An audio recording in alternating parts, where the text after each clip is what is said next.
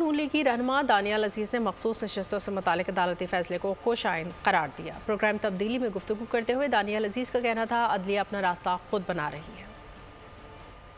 اس وقت جو یہ میجورٹی فیصلہ آیا ہے اس کا کوئی اور طریقہ نہیں ہے کہ بجائے اس کو تسلیم کیا جائے۔ جوڈیشری جو ہے یہ وہ پرانا پاکستان کا جو طریقہ کار تھا انتظامیہ کو ملک چلانے کا اس کے ساتھ متفق نہیں ہے، اور وہ اپنا راستہ جو ہے وہ قانون اور آئین کے مطابق ماپنا چاہتے ہیں۔ آپ بار بار جو ہے پیمانہ نہیں بدل سکتے کسی چیز کا فیصلہ کرنے کا۔ میں آپ سے یہ کہنا چاہ رہا ہوں کہ ان کو اچھی طرح معلوم ہے ٹیکس کیسے کلیکٹ ہوتا ہے۔ صرف 75% امپلیمنٹیشن ہو جائے موجودہ ٹیکسز تو پاکستان میں جو ٹیکس ٹو جی ڈی پی ریشو ہے یہ کوئی 27% تجاوز کر دے گا، جو کہ آج تقریباً 9% پہ پھنسا ہوا ہے۔ یہ گورننس کا ایشو ہے، میں آپ کو بار بار کہہ رہا ہوں یہ ایڈمنسٹریٹو میجر سے یہ کام حل نہیں ہونا، نہ ایف پی آر کا نہ واپڈا کی چوری۔